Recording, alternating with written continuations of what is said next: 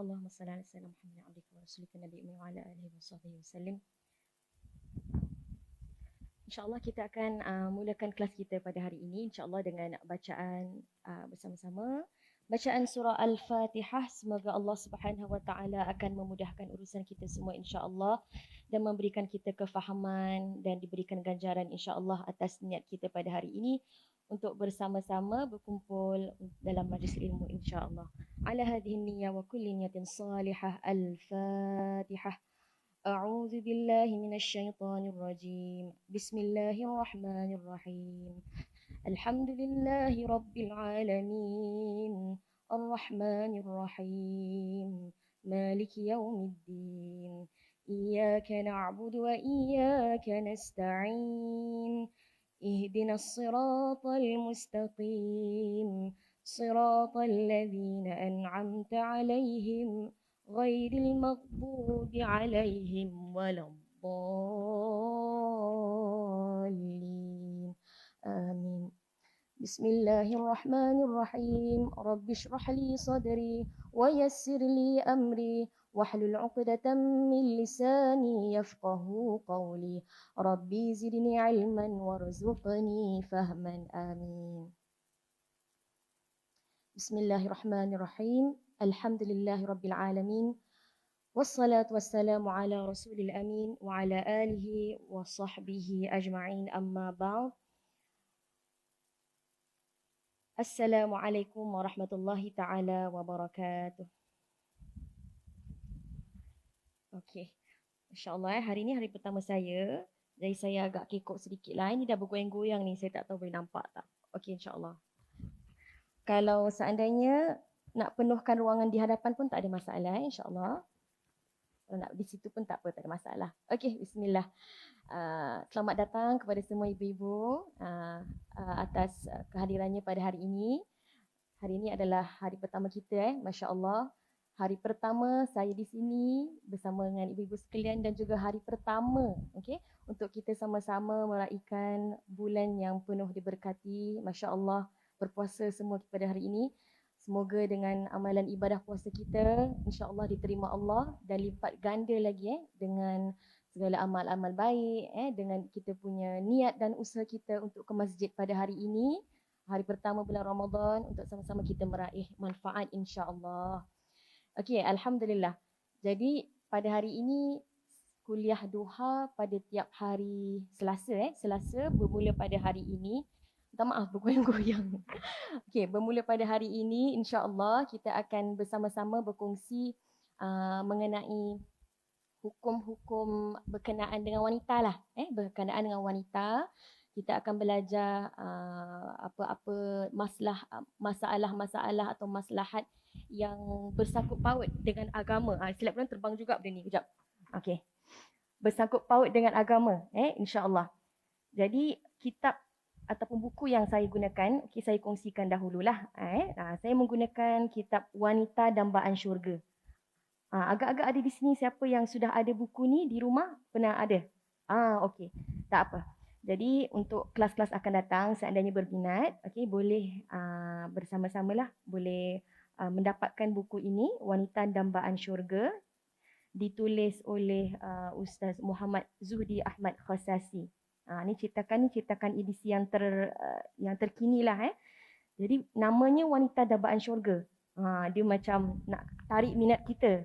Sebenarnya dalam dia mengandungi segala keperluan wanita muslimah untuk menjadi wanita yang lebih baik dan dekat pada Allah Subhanahu Wa Taala, dan diterapkan di sini segala hukum hakam dalam pelbagai isu lah. Mungkin dalam isu kekeluargaan, ada juga dalam isu bab ibadah kita, apa yang kita perlu lakukan. Dia juga menyeliputi isu-isu contemporary, maknanya isu-isu terkini berkenaan dengan keadaan zaman sekarang. Jadi saya rasa amat baik jugalah kalau kita dapat sama-sama. Kita tak tahu, buku ni agak tebal. Jadi saya agak insya-Allah dengan ketebalan buku ni, begitu jugalah ketebalan ilmunya, dapat kita sama-sama raih manfaat insya-Allah. Baik. Jadi buku ini untuk permulaannya, mukaddimah lah, kita gunakan mukaddimah buku ni. Bagaimana, apakah matlamat buku ni dicetakkan? Jadi sebenarnya harapan penulis dalam buku Wanita Dambaan Syurga ini adalah dia berharap supaya apabila wanita-wanita muslimah dapat meraih manfaat, ia akan memberikan semangat dan harapan. Semangat dan harapan. Kita sekarang ni dalam zaman, akhir zaman, sangat mencabar. Cabaran yang tersendiri. Jadi kita perlukan satu semangat dan satu bimbingan untuk kita sentiasa diberikan nasihat, sentiasa diberi peringatan. Kadang kita tahu, kadang kita tak tahu. Kadang kita tahu, kita lupa. Kan? Jadi buku ini berniat untuk menyentuh segala aspek isu berkenaan dengan wanita. Dan dia juga berpesan, dia kata wanita ni nak masuk syurga sangat mudah. Sebenarnya ada cara sebenarnya. Rasulullah SAW ada menyebut dengan pelbagai hadis yang akan insya-Allah kita sama-sama kupas selepas ini, yang mengatakan Rasulullah bagi guideline. Dia kata wanita nak masuk syurga buat sekian. Dah ada. Dah buat sekian, insya-Allah dijamin syurga. Jadi nak dikatakan jalan untuk wanita masuk ke syurga dah ada jalannya. Tapi ada tapi. Tapi untuk kita masuk ke jalan ke syurga ni kita perlu ada ilmu. Jadi kalau kita kata, oh saya nak masuk syurga tapi kita tak ambil ilmu, kita tak berusaha untuk menambah ilmu kita, nescaya segala apa yang Rasulullah SAW dan Allah SWT dah tunjukkan, kita jadi tak tahu. Dia macam seolah-olah kan ada orang sebegini dia bagi tips untuk kita. Contohlah nak pass exam kan, nak pass exam. Kita kalau boleh nak berjaya dalam exam, kita buatlah sungguh-sungguh. Tapi ada lagi satu orang ni, dia belajar semua tips-tips. Dia ambil daripada kata-kata nasihat orang senior-senior lah panggil. Jadi kan itu lagi membantu, lagi menguatkan lagi kejayaan tersebut. Jadi inilah yang kita nakkan insya-Allah dengan adanya kelas-kelas begini dapat membantu kita untuk berjalan mudah. Okey, insya-Allah menggapai keridaan Allah Subhanahu wa taala. Okey, jadi sama-sama insya-Allah kita doakan. Saya doakan untuk diri saya sendiri juga insya-Allah dan juga kepada semua ibu-ibu di sini untuk sama-sama kita raih manfaat insya-Allah dari buku ini. Okey, baik. Kita masuk pada bab yang pertama. Okey, di sini dalam buku ni ada beberapa bab. Saya kongsikan dululah sedikit bab dalam buku ini. Jadi buku ini ada bab 11. Bab 11 pula. 11 bahagian bab. 11 bahagian bab. Dan semua bab ni saya nampak dia bermula dengan perkataan wanita. Dia senanglah kan. Kita tak payahlah nak buka selap banyak-banyak buku cari pasal wanita. Semua dah ada. Cuma kita tinggal nak baca, nak fahamkan, nak ingat insya-Allah. Jadi ada berkenaan dengan isu pergaulan wanita, kecantikan dan perhiasan dalam wanita, dalam ibadah. Berkenaan dengan kematian, bagaimana kita nak menghadapi kematian, dan peranan wanita yang pelbagai sebagai ibu, sebagai isteri. Jadi semuanya dilengkapi dalam bab ini. Jadi insya-Allah pada hari ini kita akan cuba untuk bersama-sama kita bermula pada bab yang pertama, iaitu pengarang ini menuliskan mengenai keistimewaan wanita. Sebelum kita cerita pasal bab hukum hakam, kita kena faham dululah apa istimewa kita kan. Yang kita kena tahu dulu keadaan apa diri kita sebenarnya. Okey, baik. Jadi dimulakan dengan sifat kejadian wanita itu sendiri. Ya. Wanita itu diciptakan, wanita dan lelaki, kita berbual secara general dulu, secara keseluruhan dulu. Wanita dan lelaki kedua-duanya ini diciptakan sebagai makhluk ciptaan Allah Subhanahu wa taala yang sempurna. Allah Subhanahu wa taala dah mengatakan bahawa dalam sekalian makhluk yang Allah ciptakan, manusia ini adalah ciptaan yang paling sempurna. Kalau kita lihat malaikat, malaikat penciptaannya itu dah sempurna sangatlah, subhanallah, diciptakan dari nur, tak pernah buat kesilapan. Kita lihat mereka ni asyik, memang malaikat ni memang mereka tak pernah membuat kesilapan dan memang taat pada Allah Subhanahu wa taala. Tapi kenapa walaupun ada makhluk sesempurna itu, iaitu malaikat, tapi Allah letakkan lagi, tapi manusia adalah yang lebih sempurna. Manusia adalah lebih sempurna. Maknanya dari sini kita dapat lihat Allah Subhanahu Wa Taala dari awal lagi, dari penciptaan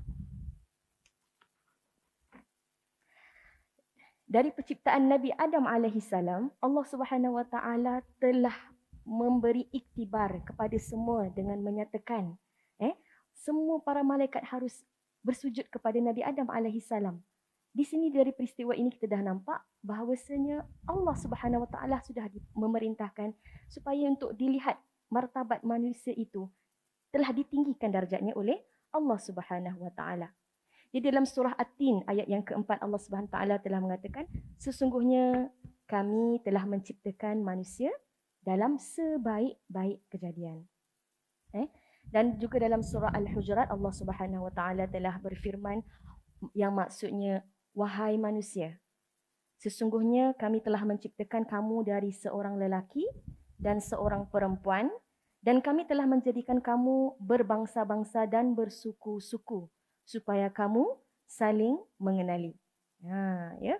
Jadi daripada ayat ini kita tahu, memang ada tujuan sebenarnya penciptaan kita di muka bumi ini, selain daripada kita beribadah kepada Allah Subhanahu Wa Taala, kita ini ada tugasan yang lebih besar lagi sebenarnya. Tugas-tugasan kita iaitu di antaranya adalah apa? Penciptaan lelaki dan wanita. Jadi kita bila kita lihat pada asal kejadian wanita ini, tadi saya cerita pasal Nabi Adam, betul tak? Nabi Adam AS. Mula-mula beliau hanya dijadikan seorang sahaja dalam syurga tu. Duduk seorang-seorang, happy. Dapat semua nikmat-nikmat yang diberikan Allah Subhanahu Wa Taala. Tapi, ada tapi. Walaupun dah diberikan segala nikmat, nak apa semua Allah tunaikan. Dalam syurga kita nak lintasan apa pun dalam pemikiran kita, semua dapat. Tapi tetap hatinya kosong. Di sini nak dikatakan fitrah lelaki itu memerlukan kepada sesuatu yang pada waktu itu kita tak tahu lagi lah. Maka Allah Subhanahu Wa Taala yang Maha mengetahui dan Maha bijaksana ini, dia menciptakan Hawa. Hawa pada ketika itu yang diciptakan daripada tulang rusuk Nabi Adam alaihissalam yang sebelah kiri. Jadi apabila diciptakan Hawa, Nabi Adam alaihissalam bila bangun, ada wanita. Ada wanita di sebelahnya. Jadi dia pun nak tahulah kenapa. Macam mana boleh ada orang lagi satu ni kat syurga kan? Tapi dia nak tahulah. Kan jadi di sini dalam Al-Quran Allah Subhanahu Wa Taala berfirman dalam surah Al-A'raf ayat 189, Allah mengatakan, dialah yang menciptakan kamu dari diri yang satu dan daripadanya dia menciptakan isterinya agar dia merasa senang kepadanya. Jadi Allah dalam ayat Al-Quran ini Allah kata, kenapa reason Allah menciptakan Hawa, disebabkan Allah ingin memasukkan kesenangan dalam hatinya supaya dia lagi happy lah. Maknanya dah lepas dari isteri, dia akan jadi lebih bahagia. Jadi di sini kita dah nampak peranan kita sebagai wanita ini, di samping dengan segala melaksanakan segala tanggungjawab, kita ada juga peranan kita. Dan di sini saya berkongsi hadis daripada riwayat Bukhari dan Muslim. Sabda baginda sallallahu alaihi wasallam, baginda bersabda, berpesanlah kamu dengan wanita, sesungguhnya wanita diciptakan daripada tulang rusuk yang paling bengkok dan paling atas. Sekiranya kamu mahu meluruskannya, maka ia akan patah. Jika kamu membiarkannya, ia akan tetap dalam keadaan bengkok. Oleh itu hendaklah kamu menasihati wanita dengan sebaik-baiknya. Ini sabda Rasulullah sallallahu alaihi wasallam. Jadi pada zahir hadis ini nak dikatakan wanita ni kita ada sifat kita yang tersendiri. Sifat kita yang lembut, sifat kita yang penuh dengan keunikan. Allah tak ciptakan semua makhluknya sama. Wanita ni ada dia punya keistimewaan yang tersendiri. Jadi Rasulullah berpesan kalau kita nak mengendalikan diri bersama dengan wanita, kita haruslah dengan cara yang baik. Kalau kita kasar-kasar, agak-agak wanita tu sentap tak? Sentap, sedih kan? Kita ni hati kita lembut.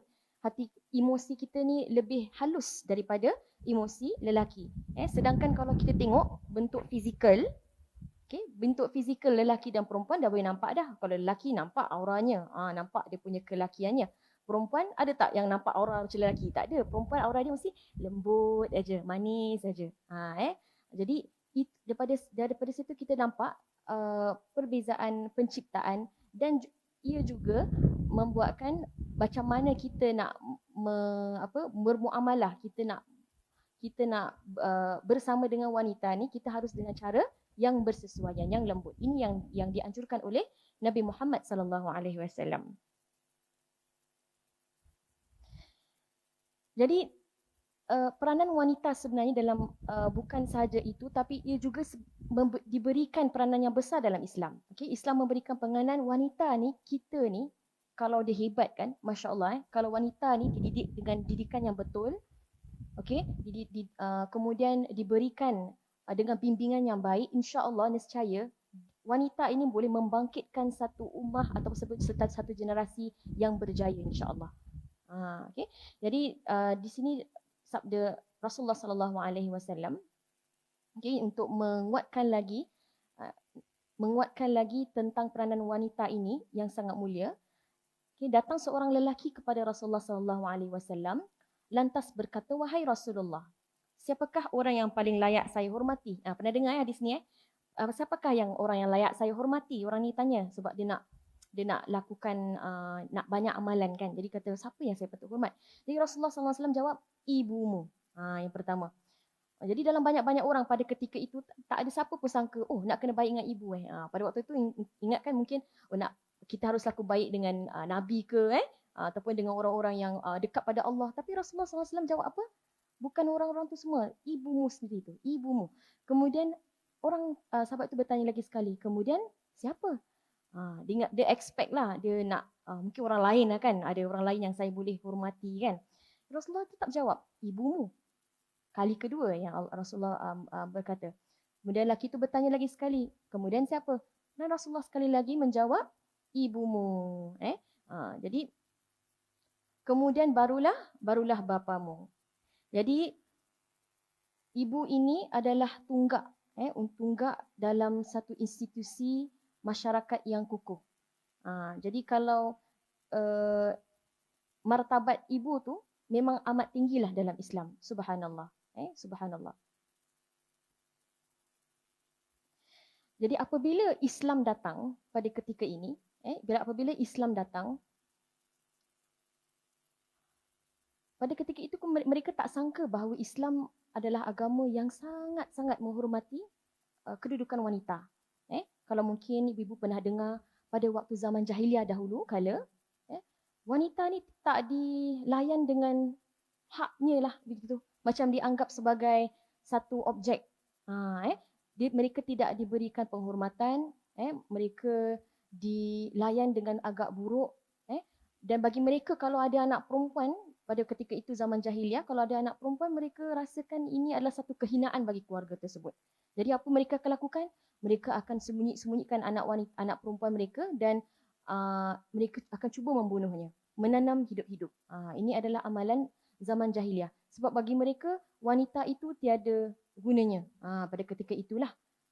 Tapi apabila Islam datang, Rasulullah sallallahu alaihi wasallam menjadi rasul, jadi alangkah masya-Allahnya pada ketika itu didatangkan hak-hak pada wanita.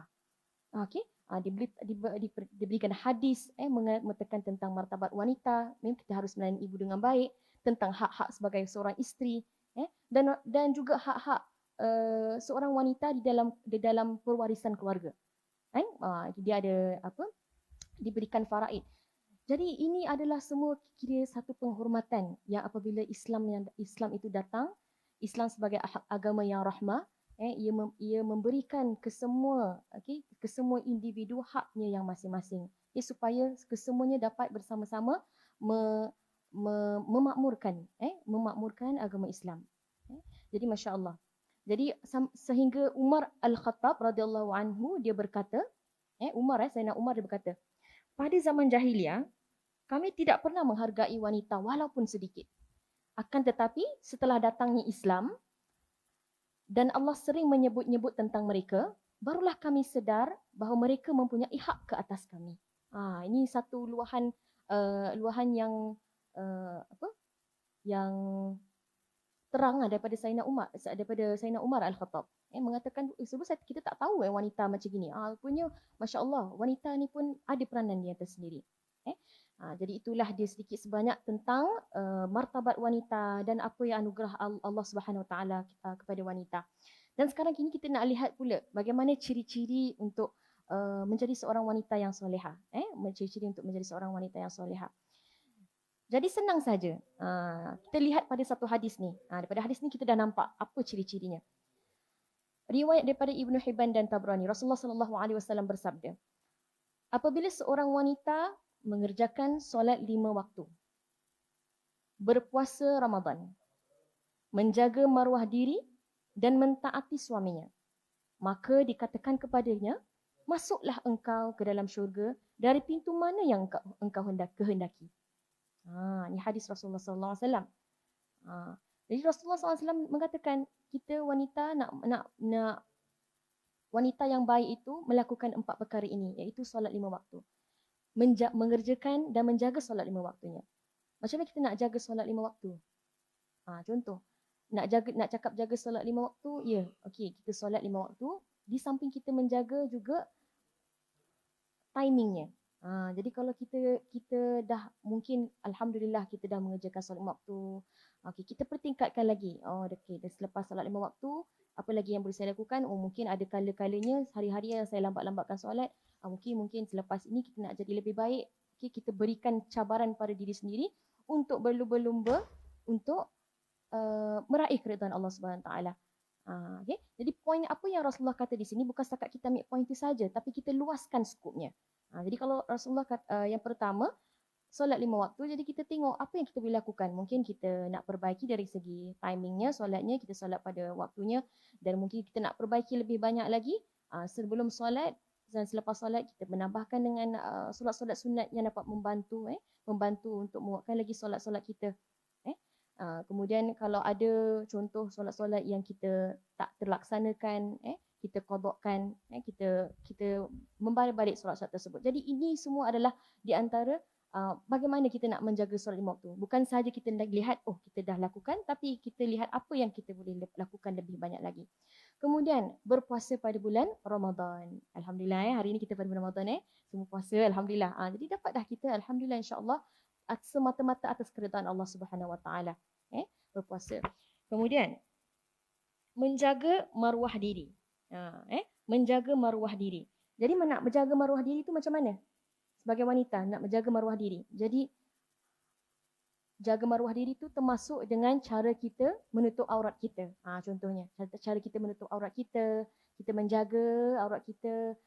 Jadi di sini kita dah menjaga maruah kita. Kemudian menjaga pertuturan kita pun juga di antara menjaga maruah diri. Jadi kalau berkata-kata tu kita berkata dengan baik-baik sajalah. Kata-kata yang buruk-buruk yang buatkan hati orang terluka, kita abaikan. Jadi itu juga di antara usaha kita untuk menjaga maruah diri. Supaya bila orang lihat wanita muslimah, orang tahu, ini rupanya akhlak yang baik yang kita nak contohi. Contohnya, kalau akhlak yang buruk, kan, kalau orang ikut, bahaya kan tu. Tak boleh. Jadi kita sebagai wanita Islam, wanita muslimah, kita seharusnya tahu cara macam mana kita nak menjaga pertuturan kita. Kemudian nak jaga maruah kita juga, tak juga berlebih-lebihan dalam mungkin berlebih-lebihan dalam sesuatu perkara. Kita harus semuanya ada batasannya. Dan sentiasa melakukan kebaikan, dan yang paling penting sekali apa? Macam mana kita nak menjaga maruah diri juga dengan tahu dengan siapa kita bergaul. Ini penting juga. Penting sekali. Dengan siapa kita bergaul. Ada sebuah hadis Rasulullah SAW. Rasulullah bersabda, dia mengatakan berkenaan dengan teman. Teman yang baik dan teman yang tidak baik itu diumpamakan seperti pembawa kasturi dan peniup api. Si pembawa kasturi mungkin memberikan kasturi itu kepada kamu, atau kamu dapat membelinya, atau kamu dapat mencium baunya yang wangi. Bagaimanapun, peniup api mungkin membakar pakaianmu, atau kamu dapat mencium baunya yang busuk. Kasturi itu wangi-wangian lah. Jadi nak diumpamakan kat sini, sahabat yang baik. Yang baik dia umpama minyak wangi. Jadi kalau orang dekat dengan dia, kan kita bau wangiannya kan. Ataupun kalau kadang kalau kita salam dia, kadang wangi terlekat kat badan kita. Itu umpamanya bila wangi kita rasa kita rasa gembira kan, kita rasa macam oh sedap wanginya, kita rasa aman. Berbeza dengan seorang yang tidak baik, yang tidak baik. Jadi diumpamakan oleh Rasulullah SAW sebagai umpama seorang yang bekerja peniup api. Peniup api kan panas kan. Mungkin saya tak pernah nampak lah orang peniup api macam mana, tapi saya nampak dalam cerita-cerita orang yang buat pertukangan pedang ke apa kan. Nanti dia masukkan benda dalam api panas kan. Jadi berpeluh-peluh. Jadi bila peluh tu kan mesti ada mengeluarkan bau yang kurang enak. Jadi bukan Rasulullah nak mengata tentang orang yang buat pertukangan ni, tak. Rasulullah kata umpamanya. Jadi umpamanya kalau orang ni berbau keringat, bau. Jadi bila kita bersahabat dengan dia, kita tak dapat bau wangi tu, tapi kita bau-bau yang kurang enak tersebut dan membuatkan kita mungkin tak dapat kebaikan dari situ. Jadi di sini nak dikatakan apabila kita memilih kawan, kita cubalah berdamping dengan orang-orang yang membawa kita dekat kepada Allah Subhanahu Wa Taala. Dekat kepada Allah Subhanahu Wa Taala. Bila kita dapat orang sebegini, insya-Allah dia akan membantu kita untuk menjadi orang yang lebih baik. Orang yang lebih baik, insya-Allah. Okay. Kemudian tadi kita dah selesai yang pertama dalam hadis Rasulullah tadi, ya Rasulullah mengatakan untuk menjadi wanita yang baik, yang pertama adalah mana dia sebut? Okey, mengerjakan solat 5 waktu. Kemudian yang kedua, berpuasa Ramadan. Yang ketiga tadi, menjaga maruah. Okey, dan yang terakhir, mentaati suami. Jadi mentaati suami ini juga merupakan kunci. Kunci untuk kita dapat masuk ke pintu syurga Allah di mana-mana ruang sekalipun. Mungkin saya di sini kuranglah, saya belum lagi kan. Mungkin di sini ibu sini masya-Allah yang sudah bertahun-tahun memberikan khidmat kepada suami. Jadi itulah sebenarnya kunci kita, kunci kita untuk dapat masuk ke syurga. Jadi tapi dia kata senang je, dia kata taat pada suami, tapi memang sebenarnya taat pada suami tu agak mencabar, tahu tak? Sebab lelaki ni ciptaannya tu berbeza daripada kita. Dia punya perwatakannya berbeza daripada kita. Jadi di sini diperlukan kepada sang naluri seorang wanita ini untuk banyakkan bersabar, banyakkan mengikhlaskan diri. Kenapa aku buat ni semua? Oh insya-Allah untuk meraih keridaan Allah Subhanahu Wa Taala, kan? Dan juga apabila kita bersama dengan suami kita, hendaklah kita nak tunjukkan taat kita tu adalah dengan tidak menaikkan suara. Cakap lembut sajalah. Ya, ya. Gitulah. Saya buat lakonan je lah. Belum lagi. Saya belum lagi. Jadi macam ya saya. Kadang-kadang kita ni rasa macam kita lebih tahu. Kita tahu jalan penyelesaian ni. Tapi disebabkan kita kan kadang-kadang macam saya tahu nak solve benda ni. Macam kita nak menjawab balik lah kan. Macam kita nak cakap lah balik kan. Tapi kadang-kadang kita pun ada cara. Wanita yang solehah mungkin dia ada cara macam mana nak tegur suami. Dia tidak akan membuatkan teguran tu macam membuatkan suami dia rasa down. Rasa macam isteri aku lebih baik macam tu. Jadi kita tahu-tahulah macam mana kita nak memastikan bahawa kita masih dalam lingkungan taat kepada suami. Okay? Dia tak bermakna bulat-bulat kita taat aja. Tidak. Kita ada peranan sebenarnya. Peranan kita kalau kita tahu ada sesuatu yang lebih baik, kita cari jalan, cari mungkin penyelesaian untuk dengan cara yang baik juga, insya-Allah. Jadi setelah kita dapat menerapkan keempat-empat ni, subhanallah, Rasulullah kata apa? Boleh masuk mana-mana pintu. Masya-Allah mana-mana pintu tu. Jadi dia dah tak ada kata masuk satu pintu spesifik, tak ada. Dia macam seolah-olah bagi special pass VIP untuk kita para wanita. Subhanallah. Jadi di sini saya nak berkongsi mengenai satu kata-kata yang sangat indah. Kata-kata yang sangat indah di mana bila saya baca kata-kata indah ni, saya kata subhanallah, macam gini kita nak berkhidmat pada suami, macam gitu. Okey, saya bacakan dulu insya-Allah. Okey. Jadi ini adalah mutiara kata daripada Asma bin Kharijah Al-Fazari kepada anaknya Hindun sewaktu perkahwinan anaknya dengan Al-Hajjah bin Yusuf, sebagaimana direkodkan dalam kitab Tarikh Madinah. Okey, begini kata ibunya. Saya ikut suara ibunya lah. Wahai anakku, kini engkau telah keluar dari tempat engkau dilahirkan dan dibesarkan. engkau akan berpindah ke sebuah tempat yang belum kau kenali. Dan engkau juga akan berkawan dengan seorang yang belum engkau kenali. Itulah suamimu. Jadilah engkau sebagai tanah untuknya dan dia akan menjadi langit untukmu. Jadilah engkau sebagai lantai untuknya dan dia akan menjadi tiang untukmu. Jadikanlah dirimu sebagai pengasuhnya, nescaya dia akan menjadi hamba-Mu. Janganlah engkau membebankan dirinya dengan pelbagai kesukaran, kerana ia akan menyebabkan dirimu ditinggalkan. Janganlah pula engkau terlampau jauh daripadanya, kerana nanti dia akan melupakanmu. Tetapi, kalau dia mendekatimu, dekatilah dia dengan penuh pengertian. Dan sekiranya dia menjauhimu, jauhilah dia dengan kebaikan. Peliharalah suamimu, hidungnya, pendengarannya, matanya dan segala-galanya. Janganlah sesekali suamimu itu mencium sesuatu dari dirimu, melainkan yang harum. Jangan pula dia mendengar sesuatu darimu, melainkan yang enak didengar. Dan jangan pula dia melihat dirimu, melainkan yang indah. Masya Allah. Kata-kata mutiara. Betul. Kata ni direkodkan. Dari mutiara kata daripada seorang ibu yang bernama Asma kepada anaknya Hindun. Apabila anaknya nak berkahwin, inilah nasihat ibunya. Mungkin ibu di sini pun bolehlah ambil sedikit template daripada kata ini. Bagus ini ayat ni. Jadi ia nak mengajarkan kita sebagai wanita ini, kita ni tak perlu kita nak ke depan pun tak apa. Kita asalkan kita di belakang kita menyokong dengan sokongan yang kuat. InsyaAllah kita ni memainkan peranan yang penting di balik tabir itu sebenarnya itu sendiri. Di balik tabir kita menjaga menjaga keluarga kita. Kita menjaga diri kita supaya sentiasa membuatkan suami kita senang. Dan ini insya-Allah adalah kunci yang dapat mendekatkan kita lebih kepada Allah Subhanahu wa taala. Ini adalah bagi mereka yang telah mendirikan rumah tangga lah, yang telah mendirikan. Bagaimana pula bagi mereka yang wanita yang belum lagi mendirikan rumah tangga? Jadi bagi mereka ada juga satu amalan yang mereka boleh lakukan, iaitu dengan mentaati kedua ibu bapa. Kerana dengan mentaati kedua ibu bapa itu, dikatakan syurga itu di bawah tapak kaki ibu, kan? Jadi itu adalah di antara bagaimana mereka boleh dimasukkan bersama di kalangan orang-orang yang baik, insya-Allah. Okey, baik.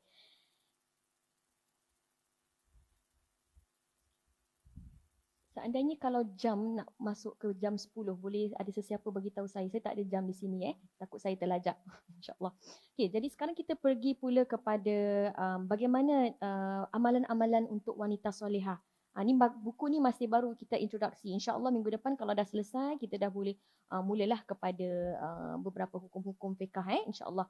Jadi amalan wanita solehah, jadi dikongsikan di sini. Kita ini hidup bermatlamatkan Allah Subhanahu Wa Taala, mentaati Allah Subhanahu Wa Taala dan juga apa yang dianjurkan oleh Rasulullah Sallallahu Alaihi Wasallam. Itu matlamat kita. Matlamat kita Allah Subhanahu Wa Taala dan Rasulullah Sallallahu Alaihi Wasallam. Di dalam surah Al-Mulk ayat yang kedua, Allah Subhanahu Wa Taala berfirman, Tuhan yang menjadikan mati dan hidup untuk mengujimu. Siapa di antara kamu yang lebih baik amalnya, dan dialah yang maha perkasa lagi maha pengampun. Jadi kita ni sebagai manusia, kita dianjurkan untuk kita sentiasa taat kepada Allah Subhanahu Wa Taala. Tapi dalam perjalanan kita untuk menuju Allah Subhanahu Wa Taala ini, ada saja masa-masa yang kita tersesat, masa-masa yang kita terjatuh, masa-masa yang kita rasa betul-betul kehilangan. Kehilangan. Jadi ini adalah fitrahnya. Kita sentiasa ada kesilapan yang kita lakukan dalam kehidupan kita. Tapi Rasulullah Sallallahu Alaihi Wasallam memujuk, mengatakan kepada kita semua, jangan risau. Walaupun kita ni manusia yang lemah, yang penuh dengan kelemahan dan kedaifan, sebab kita ni tidak sempurna. Hanya sempurna itu adalah Allah Subhanahu Wa Taala. Tapi Rasulullah berpesan. Rasulullah kata apa? Setiap anak Adam yang melakukan kesilapan, setiap anak Adam melakukan kesilapan, dan sebaik-baik kesilapan mereka adalah orang yang cepat bertaubat. Jadi kunci kita untuk menjadi wanita yang baik, wanita yang solehah, kita tahu tiap-tiap hari mungkin ada je kesilapan yang kita lakukan. Mungkin dengan kata-kata kita, kan? Sebab kadang-kadang wanita ni kita lebih emosi kita ni sangat kuat. Jadi kadang bila kita dah dikontrol dah dikontrol dengan emosi, apa yang kita berbual tu kadang kita tak dapat kawal, betul tak? Kita tak dapat kawal. Jadi rasa macam itu kadang-kadang membuatkan punca-punca di mana kita dapat mungkin melukakan hati orang, terlukakan hati ahli keluarga, ataupun mungkin perbuatan kita yang kita tak sedar. Kita tak sedar kita menyakiti hati orang lain, kita tak sedar kita dah buat hati orang lain tersinggung. Jadi di sini nak dikatakan kita semua kesilapan, tapi Rasulullah pesan sentiasalah kita bertaubat kepada Allah Subhanahu Wa Taala. Jadi bila kita bertaubat, ini adalah bukti kesungguhan kita untuk kita menjadi orang yang baik. Sebab kita mengaku diri kita salah. Kita kena mengaku diri kita salah, kita kena mengaku diri kita ni serba kekurangan. Kalau kita rasa diri kita ni bagus, kita rasa diri kita, insya-Allah saya tak buat salah. Masya-Allah. Tak, kita mesti ada kesalahan sebab memang manusia diciptakan ada dia punya kesilapan. Jadi sama ada kita tahu ataupun tidak kita buat kesilapan, yang sebaik-baiknya adalah dengan bertaubat. Jadi bagi memastikan kita punya perjalanan kepada Allah Subhanahu Wa Taala, kita dapat capai redha Allah Subhanahu Wa Taala, ada di sini buku ini dia berkongsi ada 3 perkara yang dia ingin wanita untuk memberi perhatian. Yang pertama, mentaati suruhan Allah dan menghindari larangannya. Mentaati apa yang Allah suruh di dalam Al-Quran, perkara-perkara yang wajib kita semua lakukan, yang sunnah juga kita lakukan, insya-Allah. Kemudian perkara-perkara yang dilarang oleh Allah, macam mana kita nak tahu? Saya tak tahu apa larangan Allah. Dari situ kita boleh tahu, okey, mungkin usaha kita untuk kita menghindari daripada larangan Allah dengan menuntut ilmu. Jadi dengan ilmu kita tahu, ini boleh, ini yang tak boleh. Jadi bila kita ikut, kita mengamalkan ilmu kita itu termasuk kepada bukti ketaatan kita kepada Allah Subhanahu Wa Taala. Kemudian yang kedua, mentaati ibu bapa. Mentaati ibu bapa ini adalah yang perlu kita berikan perhatian.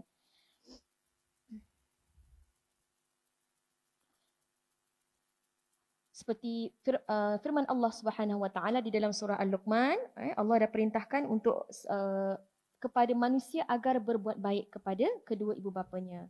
Kerana apa? Ibunya telah mengandung dalam keadaan lemah dan menceraikan susu dalam tempoh 2 tahun. Bersyukurlah kepadaku dan kepada kedua-dua ibu bapamu. Hanya kepadaku tempat kembalimu. Dan jika kedua-duanya memaksamu mempersekutukanku, sesuatu yang tidak ada pengetahuanmu tentang itu, maka janganlah kamu mengikuti kedua-duanya dan pergaulilah kedua-duanya di dunia dengan baik. Jadi ini adalah firman Allah SWT. Jadi Allah dah perintahkan kita untuk melakukan kebaikan kepada kedua ibu bapa. Dan yang ketiga adalah mentaati suami. Jadi ini poin ini, saya rasa poin ini diulang kembali lah. Diulang kembali, menguatkan lagi pada hadis yang pertama tadi kita dah belajar berkenaan dengan wanita boleh masuk ke syurga mana-mana pintu. Jadi yang ketiga ini dia mengatakan mentaati suami. 3, mentaati suami. Jadi dia berpesan untuk bagi yang sudah bersuami, maka suami adalah mahkota paling berharga. Jadi kita harus memberikan kesetiaan, kejujuran kita kepada suami kita, dan lakukan semuanya dengan penuh kasih sayang, dengan penuh kasih sayang.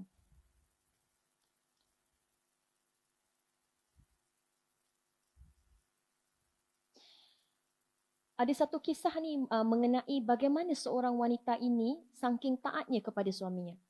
Saking taatnya kepada suaminya. Jadi di sini ada sebuah riwayat yang mengatakan pada zaman Nabi Muhammad sallallahu alaihi wasallam, pada waktu itu mereka ada mission ada mission, ada beberapa mission yang mereka harus lakukan. Jadi sang suami-suami ini semua harus keluar untuk ke medan perang bersama-sama dengan Rasulullah sallallahu alaihi wasallam. Jadi sebelum ada satu pasangan suami isteri inilah jadi sebelum suaminya itu melangkah keluar ke medan perang, suaminya berpesan kepada isterinya. Dia berpesan apa? Berpesan pada isterinya agar tidak meninggalkan rumah. Walau setiadanya beliau apabila beliau ke Medan, dia pesan isteri jangan keluar rumah. Jadi pada waktu itu kebetulan ayahnya perempuan itu, wanita itu sedang betul-betul dalam kesakitan. Jadi wanita itu mestilah rasa sedih ayahnya sendiri dalam kesakitan. Sakit nak ziarah ayah lah katanya. Tapi dia teringat pesanan suaminya. Suaminya mengatakan apa? Jangan keluar rumah. Sebab tu ketiadaan saya. Jadi wanita ini macam apa? Rasa macam ya Allah, ayahku sakit macam mana? Jadi dia berjumpa pada Rasulullah sallallahu alaihi wasallam. Dia berjumpa pada Rasulullah sallallahu alaihi maaf. Dia tidak berjumpa langsung. Dia mengutuskan seseorang untuk berjumpa pada Rasulullah dan meminta nasihat beliau. Bagaimana ni? Ayah saya sakit. Boleh tak saya ziarah? Tapi suami saya dah kata jangan keluar rumah. Jadi Rasulullah pesan apa? Rasulullah kata berpesan balik pada utusan itu untuk untuk menyampaikan pada isteri itu taati pada suaminya. Maknanya Rasulullah kata taati suami maknanya apa? Tak boleh keluar rumah lah. Dia kena duduk kat rumah tersebut. Walaupun dia tahu bahawa ayahnya sakit, tapi itulah perintah yang diberikan oleh Rasulullah. Jadi isteri itu tak dapat nak keluar rumah. Sebab apa? Suaminya pada ketika itu belum lagi pulang daripada medan perang. Sampailah pada satu ketika ayah wanita itu sampai meninggal dunia. Jadi nak kata dia mengambil masa yang lama lah. Lama tak dapat jumpa. Lepas tu ayah dia sakit tenat. Dah meninggal bayi tersebut. Jadi langsung sampai ayah meninggal pun wanita tu tak dapat keluar rumah. Sebab apa? Dia mentaati kepada perintah suaminya yang tidak mengizinkan, yang kata besan pada dia untuk duduk rumah. Jadi apabila suaminya pulang, maka Allah Subhanahu Wa Taala telah memberikan jaminan kepada wanita tersebut. Allah kata apa? Nabi Muhammad kata, sesungguhnya Allah telah mengampuni wanita tersebut disebabkan ketaatannya kepada suaminya. Dalam riwayat lain mengatakan bahawa Allah juga turut mengampuni dosa ayahnya disebabkan ketaatan anaknya itu. Jadi Masya Allah di sini nak katakan cerita dia bukan tentang cerita suami tak bagi isteri dia keluar, tapi cerita dia nak melihat pada wanita tersebut bagaimana dia mencuba untuk taat kepada suaminya, walaupun dirinya sedih, walaupun dirinya rasa hampa, tak dapat nak melihat ayahnya, tapi ketaatan dia pada suami membuatkan Allah Subhanahu Wa Taala mengampunkan dosa-dosanya. Menampunkan juga dosa-dosa ayahnya. Jadi inilah dia satu kejayaan yang luar biasa kan, masya-Allah. Jadi ada juga di sini dikongsi berkenaan ada satu kisah di mana Rasulullah SAW apabila dia pergi pada peristiwa Isra Mi'raj, Rasulullah SAW dia dah nampak dalam syurga tu ada banyak wanita-wanita yang dah bergelar isteri. Tapi wanita bergelar isteri pergi dulu ke syurga. Maknanya mereka ni dah masuk syurga awal-awal bertahun-tahun sebelum suaminya. Nak katakan wanita ni sebenarnya Masya Allah, kalau dia betul-betul mengamalkan apa yang Rasulullah anjurkan, mereka ni berpotensi untuk meningkat lebih baik. Meningkat lebih baik daripada suaminya. Masya Allah. Dia kata bertahun-tahun dah masuk ke syurga. Tapi kemudian apabila baginda Rasulullah SAW pergi ke suatu ruangan yang lain, tadi itu syurga. Kemudian baginda mendapati 2/3 daripada penghuninya adalah wanita, iaitu di neraka. Tapi di sebalik kita nampak ada Masya Allah wanita dapat masuk syurga, tapi Rasulullah juga mengingatkan kita bahawa azab neraka itu masih ada. Jadi kita ni pilihan kita lah. Pilihan kita untuk menjadi wanita yang baik, wanita yang taat. InsyaAllah ada ruang kita di sana. Tapi kalau tidak, ia juga akan menjadi satu masalah untuk kita nanti. Jadi di sini penulis menasihatkan supaya kita berhati-hati dalam kita menjalankan kehidupan, sentiasa hiasi diri kita dengan kefahaman Quran was sunnah dan amalkan kehidupan kita secara konsisten. InsyaAllah Allah Subhanahu Wa Taala akan bantu kita. Sekarang jam berapa ya? Lagi berapa minit? 10 minit. Okey, terima kasih. Okey, baik. Sikit lagi.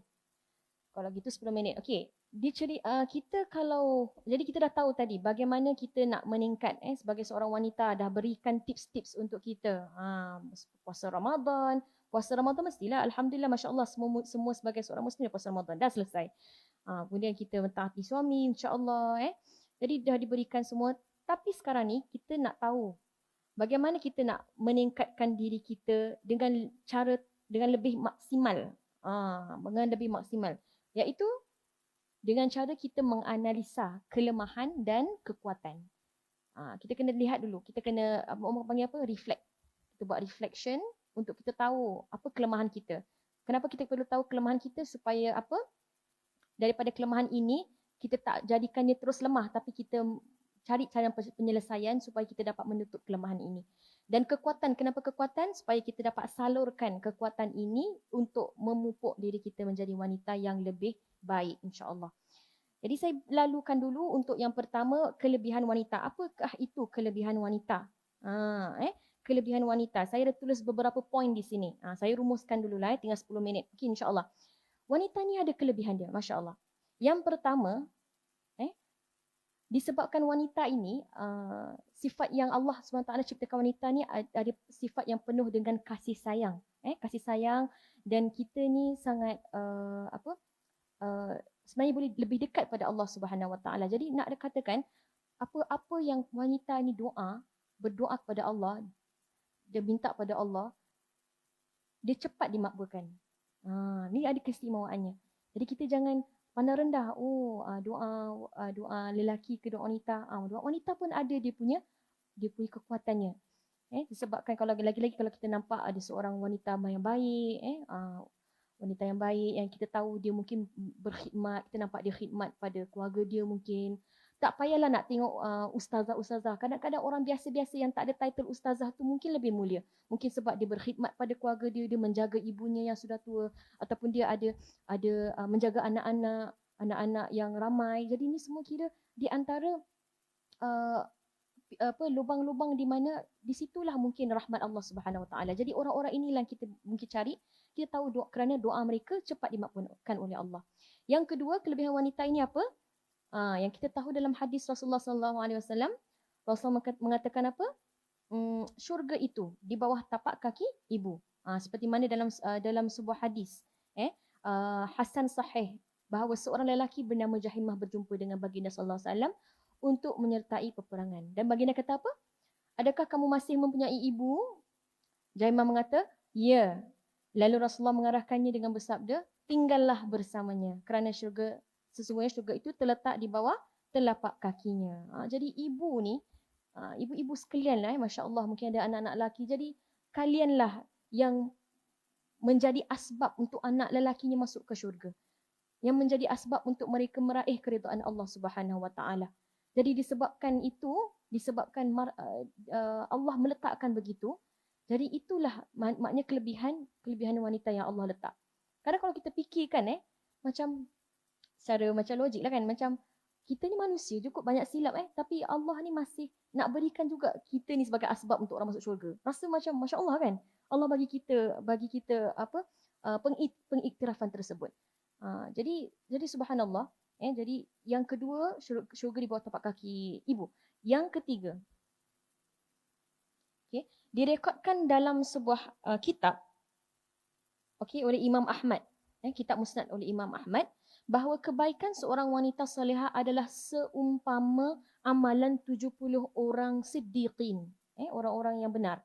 Jadi di sini kita nampak bahawa wanita ini kalau bersungguh-sungguh, amalannya ni boleh mengalahkan 70 orang-orang yang siddiqin. Pelik Masya Allah kan, kita buat Masya Allah, mungkin kerana ikhlas kepada Allah, tapi Allah kata apa? Ada kemungkinan kita dapat melebihi orang-orang tersebut. Jadi kita Masya Allah lah. Okay, kemudian